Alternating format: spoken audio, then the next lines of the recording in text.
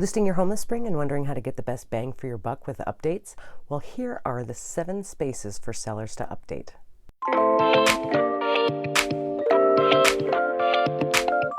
Hey guys, it's Erica, here to talk about the 7 spaces a seller should update. Obviously, if you're thinking of selling, you're wondering, what exactly should I be updating? I've lived here 30 years, I've done some updates, maybe it's a little out of date, what are buyers looking for?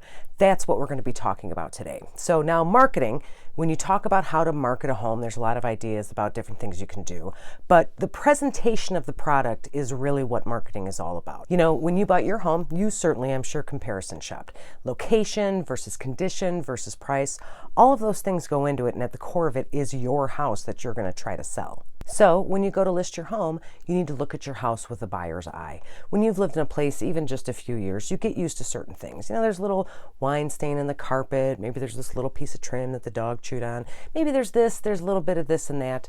You need to go through your home and look at it as a buyer would, which certainly can be tricky. Cleaning up is cheap. Obviously, the labor is free, the supplies aren't very expensive. It's when you start to get into actual ideas of upgrading things that it starts to cost real money. You don't want to spend too much money on the house because you're not going to get it back out. So let's talk about the things that you can do to your house that are the most cost effective and will definitely bring buyers in the door. So, number 1, it's not very sexy, but you have to pay attention to the systems. This is the electrical, the plumbing, the HVAC, air conditioning, the roof, all of those things. A lot of people want to jump in and say, I'm going to redo the bathroom and we got to do this, and it's very expensive, but they ignore the fact that the furnace is 30 years old. They ignore the fact that the roof, is a 20-year roof and it's year 17. I promise that a buyer won't even necessarily pay attention to your bathroom upgrades if they look at the furnace and realize that it's over 30 years old, even if it still works. First step, always look at the systems in your home. Get somebody out to take a look at the roof if it's more than 15 years old. They're going to be looking for peeling shingles, maybe leaks around the flashing on the chimney. Those are where you want to spend your money to get that fixed up. Same thing with the furnace. Go and clean the furnace off. A lot of times they're dusty and kind of grody. Clean it off, make it look as good as possible. And if it is approaching 20 or 30 years old, have an HVAC repair person come out and just give it a once over. Make sure everything looks okay. So far as electrical and plumbing, you're going to want to take care of the stuff that you pretty much know about already. Whether it's a little leak in the sink that only happens when you fill it up too much and use too much soap, or an outlet that doesn't work or something like that. Get those repaired ahead of time because, again, buyers are going to come in, they're going to look under your sink, they're going to flick all the switches, they're going to be paying attention to those things. They may not be expensive to repair, but buyers kind of freak out when they see stuff like that because they think you have not maintained the home very well. And fixing systems usually adds to the value of your home because, an old fuse box or some kind of leaky faucet or something like that is definitely going to impact the market's opinion of your house. Number 2 is some of the most exciting stuff you can do. High impact, kind of fun sometimes, and that is painting. A lot of people don't like painting, but it's absolutely one of the things you can do for relatively little money that's going to have a big impact on your home price. So before you start painting, make sure you take all your stuff down, family pictures and stuff like that, fill in all those nail holes. If there's a chip in the drywall or something like that, make sure you take care of that as well with a little spackle or something. You're probably going to want to prime before you paint, particularly if you have like a really dark, deep color in a room. You want to go over that, make sure the new paint color works out, or even in the basement where they make primers that have, moisture reduction elements in it that'll make your basement smell a little fresher. Some people advise only using light neutral colors to paint a house. White, beige, the grayish color that's all the rage right now. I wouldn't necessarily recommend that you do that. Color is not a bad thing. You can have a nice light green, maybe a light blue in a bathroom or something like that. If it's going to match your fixtures and your decorations and things like that, it's absolutely okay to go with a color that has a little more color to it. I would probably stay away though from really deep saturated colors like navy blue or like the Adobe red that was around for a while. Those are so bold that it's not obviously going to fit everybody's taste, and it can actually make a room feel much smaller. So if you have one of those, you probably want to paint over that. One other note, if you have a room in your house that's really themed, so maybe a kid's room that has clowns on it or a sports memorabilia room or something like that, you're probably going to want to paint over that and kind of bring that to a more neutral territory. So if you have like a kid's room and they're really into the Chicago Cubs and it's all blue and red and white and awesome, I would definitely paint over that because you don't quite know when maybe one of your buyers is a White Sox fan. Okay, the next one is actually kind of the big one, and that is the kitchen. We've all seen wonderful kitchens in model homes, online, Architectural Digest, wherever it is. And kitchen is really kind of, in a lot of ways, the heart of a house. So you think that the kitchen is really, really what's going to show the buyer that this house is fabulous. The problem is, kitchens are super, super expensive to upgrade, and you rarely get that investment back when you sell. Honestly, unless your kitchen is like, cruddy plywood cabinets, or you have like Harvest Gold appliances or something like that, you can probably get away with just doing some nice, basic, inexpensive upgrades to the kitchen to make it work for the house. Start with paint. Take down any wallpaper borders or little grapevines or anything like that you have on the walls. Paint it a nice, solid color. From there, a good cleaning is going to do wonders. Oil the door hinges, clean off the drawer tracks, clean out the cabinets. All of those kinds of things are going to make a difference as well. Think about replacing the faucets and maybe some lighting or something like that. You can usually get some pretty good deals on a kitchen faucet or maybe a pendant light for over the island, or maybe a little more expensive. How about all new drawer pulls and cabinet handles that kind of update things quite a bit? Something else you may want to do, depending on where your kitchen is now, is add a tile backsplash. It's almost kind of become expected in homes now. And the good news is that kitchen backsplash tile isn't going to be that much. You don't need hundreds and hundreds of square feet of it. So maybe go to a local big box store and see if you can get clearance items, because you don't need that much. Or there's actually places like the Goodwill's Restore that do overstock and returns from some of the major retailers. Since you don't need a lot of tile, or you only need one faucet, you can usually find a pretty good deal at those places. What that adds up to is that a quick kind of weekend update, some paint, maybe a faucet, those little things, doesn't take too long. That can actually really add up for your sales price. This one is the other big one. This is the bathroom.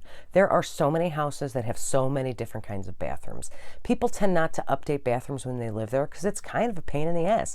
Plumbing, and there's electrical, and you got to put in a bathtub, and there's like tile to scrape off. So a lot of times you'll see houses that are pretty well updated in the rest of them, but the bathroom, nice enough, but it's kind of from 1982. If you have a bathroom like that, I still don't necessarily recommend that you do a full remodel. Bathtub remodels can be just expensive as kitchen remodels sometimes, and you really don't get that money back. With the bathroom, first start with a really, really good cleaning.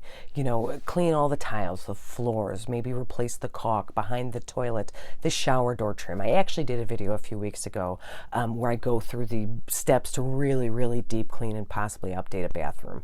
But first, just start with a good cleaning so you can see what you're working with. If you have something like hard water, make sure you get all of those stains off. You can use a CLR type product to get the rust stains that drip down in your bathtub, things like that. Make sure all of that is nice and cleaned off. If you have calcium deposits, maybe in your shower head or in the little sink strainer, get those replaced or clean those as well. And then you can look at it to see what's worth upgrading.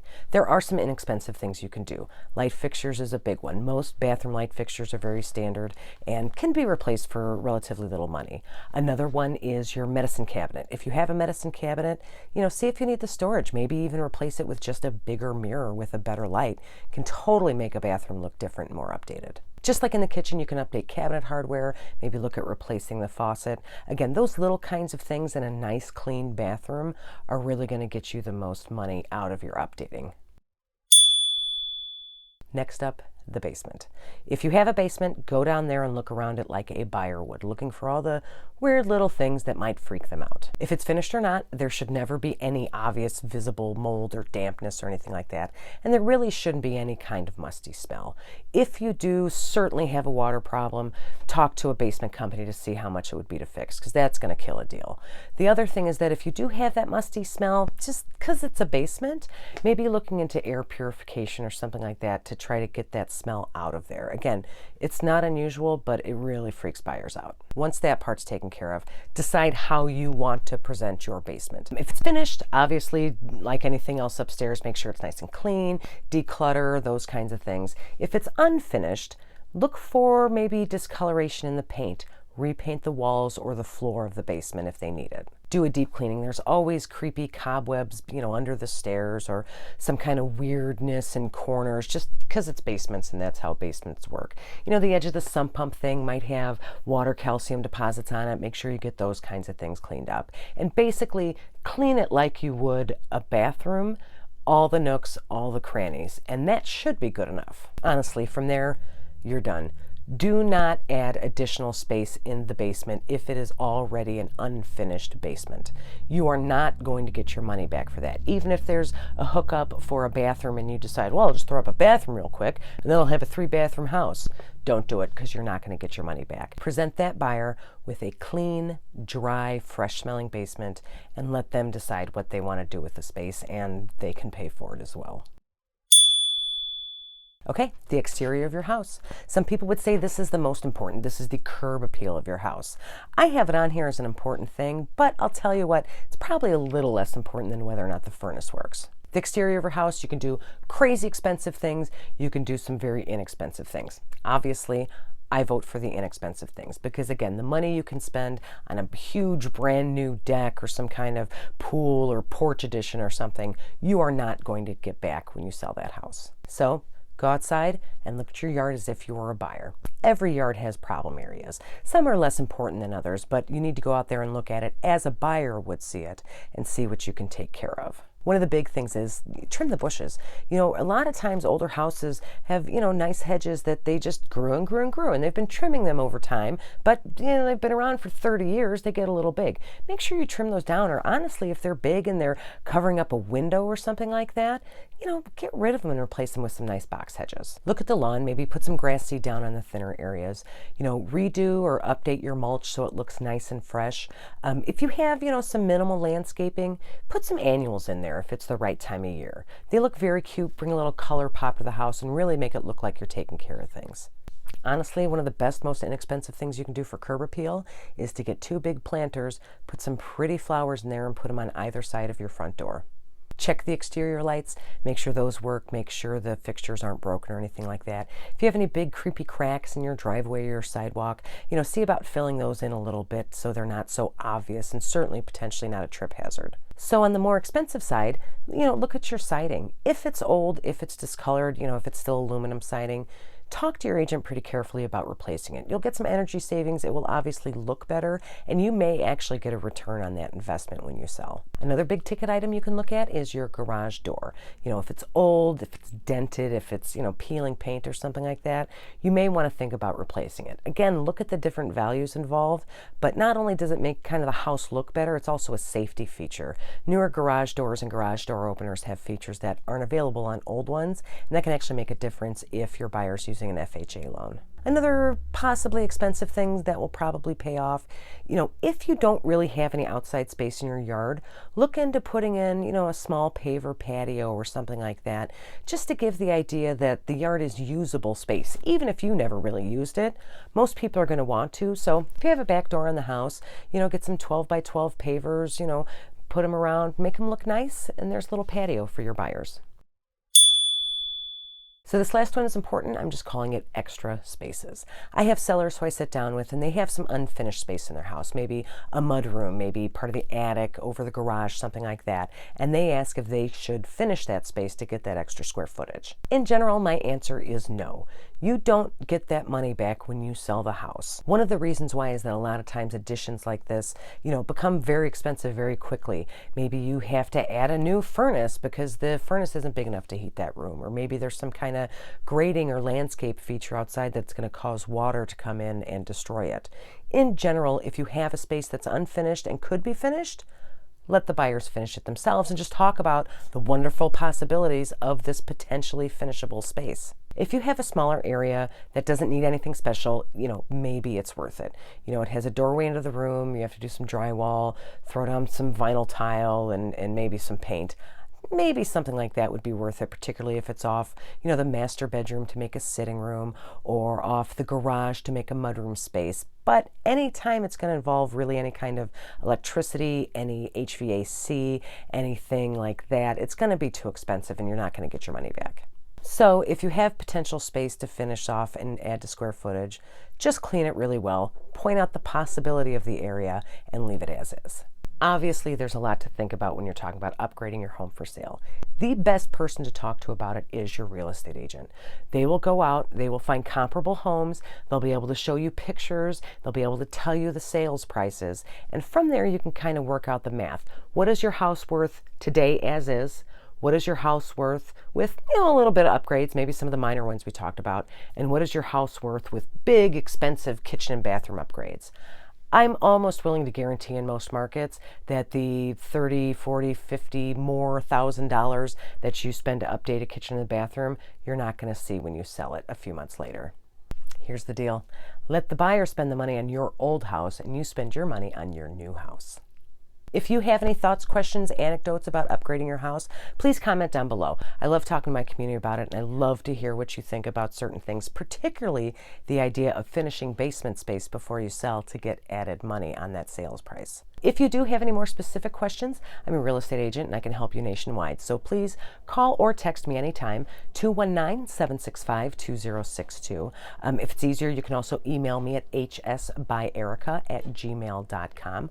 Obviously, you can send me a private message anytime. I'm happy to help you. Please like and subscribe to my channel. I do these buyer and seller tips every Thursday. Every Tuesday, I do market updates for the towns around me. So if you're interested in that, please subscribe and ring that bell so you can get notified when I post new content. Thanks for watching. I'll see you guys soon.